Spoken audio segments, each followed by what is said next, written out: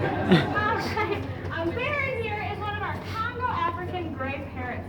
Now you can see at first glance, he looks like a regular bird, right? He has feathers, he has a beak, he's sort of small, not super colorful for a parrot. But what you might not know is that hidden under his unassuming exterior is an actually very incredibly talented little bird. Now today we're going to meet a lot of different birds that have incredible superpowers, and of course, being a parrot, Baron's main superpower is his brain. Parrots are very, very smart, and they're very adept at mimicry. So we'll show off some of Baron's skills today, and before we get started, I'll let you all in on a little secret. Now we're waiting to come on stage, and Baron got a good look at all of you, and he says, Baron Page, what a fine audience we have out here today. So Baron, tell me your secret. What do you think? Are they nice? Oh. Okay, lovely audience we have out here today. So not only is he great at whistling, but he also can mimic a lot of different animals. One of them is kind of a sweeter, smaller bird. Can we hear a whippoorwill? Yeah, it's kind of a sweet little bird, right? Not too familiar for most of us, but there is another bird that's a little bit more familiar, and it can be heard at nighttime, and it's kind of a bigger, more scary bird. Baron, can we hear an owl? All right, maybe it was a faraway, sweeter owl. We'll give him that. But there is another animal that he can mimic that is one of the most notorious bird killers out there. Now this predator is terrifying if you are a bird. In fact, it is responsible for the deaths of about 3.7 billion songbirds every single year, and it is terrifying. What do you think, Ben? Can we scare everybody? Can we hear your kitty cat? Pretty scary, right? And it's really not their fault. And they're really cute and shiny, right? What is that noise? Oh, look at that. That would be one of our cousins back there. Maddie, what are you doing on stage, dear? She's really not supposed to be out here, I promise. Is there anybody that can... Oh, look, here's Teresa. Hello. Oh, Paige, I'm sorry. Have you seen Maddie? She's just that way, yeah. That way? Wandering Okay. around. You stop making scary noises. What, like the kitty cat? Oh my gosh, stop it, Paige. You're scaring all the birds. I'm sorry, that did it, huh? Okay, well, sorry, Teresa. Good luck over there. Anyway, I'll stop, I guess. But it is a good thing that pheasants can outrun things very quickly, right? Well, anyway, on to some other things. Baron also loves to listen to music. One of his favorite composers is Beethoven. Yeah, he's a pretty classy little fellow, right? But his favorite song is completely different. He hears it every single year after he's done eating cake and ice cream on his birthday. Now, his birthday is his favorite day of the year because what do you do all night long? You dance the night away, don't you? Baron, can you show us how you boogie? Look at those skills. He's a much better dancer than I am, that is for sure. But anyway, after a long night of dancing, his favorite thing to do is go out and use his new bubble machine and pop some bubbles. All right, but we do have some other birds to get to know today, so we'll just go ahead and take Baron off stage. But before we go, maybe he can give you a nice wave goodbye. Can you wave at everybody? Aww. Look at that, he's such a little gentleman. What did you think of Baron today? Yeah.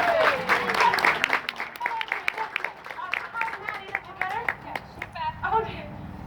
I'm sorry, I'll stop. I promise. Obviously, I need some help out here. I'm making all these scary noises and my birds are going crazy. I need 2 volunteers to help me out. All right. Now, I'm looking for 2 people who, number 1, are very brave and are not afraid of birds. Okay? This is a bird show. We'll probably have a bird involved. And number 2, I'm looking for somebody that can stand very still like a statue. This bird loves statues. I'll take somebody over here. Let's do you right there in the pink and gray shirt with the little sunglasses on. Come on over here. And there's somebody from over here as well in the orange shirt with the black stripe. Perfect, yes. Come on, seat over under the chain, whichever works best for you, sweetie. Perfect. All right, and what is your name? Katrina. Nice to meet you, Katrina. And what is your name? Jack Andre. Jack? Should I call you Jack? Yes. Okay, Jack and Katrina, you're both not afraid of birds, right? I love birds. You love birds. Awesome. Perfect, even ducks. All right. Well, we're going to be catching a bird on our hands today. But our first order of business, we have to be very friendly to our audience. We got to turn around and give them a big old wave hello. And they're going to wave back too because they're nice. Oh, yeah, look, you train them. We're going to have a fun time out here. All right. So, Jack, I'm going to have you go help Teresa out. You're going to take care of that side. And, Katrina, we're going to come right over here. All right. So have you stand right about there, and you're going to face the audience, okay? Perfect. Now, with your left arm, Katrina, you're going to hold it up just like this. with your palm facing upwards. Now this is where the bird is going to come and land. Now I tell you, he's only about 85 pounds, so you should be okay. I'm just kidding, he's not that heavy. But he's going to come out here, fly around a few times, land on your hand, and then fly off, all right? Are you ready, Katrina? Are you ready over there, Jack and Teresa? Yes. Good. All right. Then I welcome you to the stage, Pidgey. Oh, here he is. I hear him. Hi, Pidgey. This bird's name is Pidgey. Can anybody tell me what type of bird Pidgey is? Pigeon. A pigeon, that is correct. We're very creative when we named this one. But what Pidgey is showing off right now is the pigeon's phenomenal ability to navigate. They have awesome navigation skills, and they can find their way around very, very well and drop all the food on the ground. But you both are doing an excellent job. Pidgey, go over there. He's like, I need to make sure I get up every single piece. Okay. Oh, he's done. Incorrect. You have to go see Jack one more time, Pidgey. That is incorrect. He's like, Paige, it's hot out there. I don't want to do anything. There we go. One more time. Oh, okay. Or you can come back here. Okay. Go see Jack. Go see Jack. Okay. All right. We'll just let him go. Jack and Katrina, you did an amazing job. You can have a seat. Oh, yeah. Go away. You're fired after this show, sir. Go on. There we go. Also, Jack and Katrina, I forgot to mention when you were out here, the main superpower of the pigeon, they are super duper poopers. Yeah, everybody knows that about pigeons, right? So if Pidgey left any souvenirs in your hands, just make sure that you wipe them off and the person's sitting right next to you. I'm just kidding. We do have some hand sanitizer in the back as well. All right. Now, pigeons are found all over the world. In fact, they're found on every single continent except for Antarctica. They are everywhere. And that is due to their ability to find their way around very, very well. Now, when Pidgey was out here, you could hear him flying around. And that is because pigeons are daytime birds. And they're really so very excited to fly that they actually give themselves a round of applause when they're flying. Their wings literally come up and they touch at the top of their head with every wing beat. But there is another animal, or bird, that flies around during the nighttime, and you may never hear him coming. Can anybody tell me what type of bird I am thinking of? Owl.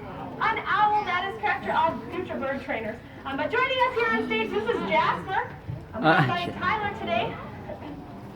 Now, Jasper might look a little bit familiar to you.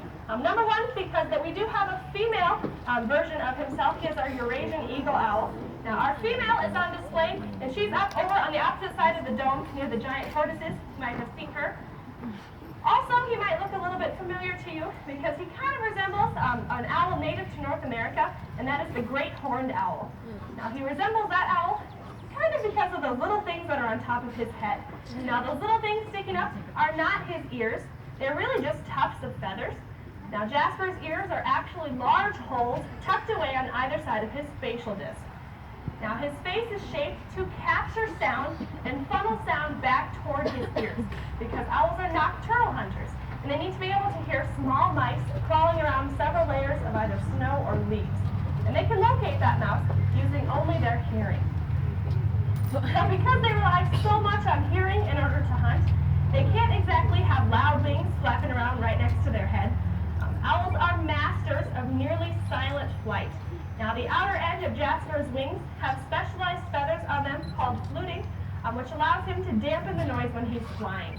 And his feathers are very velvety soft, so that if they do hit each other when he's flying, they barely make a noise. Now, I love birds, and I am just completely filled to the top with horrible bird jokes, so I got one for you. Now, they say that birds of a feather fly together, or flock together, but the collective noun for a group of owls is not called a flock. It's actually called a parliament, which is one of the most boring words out there, I think. So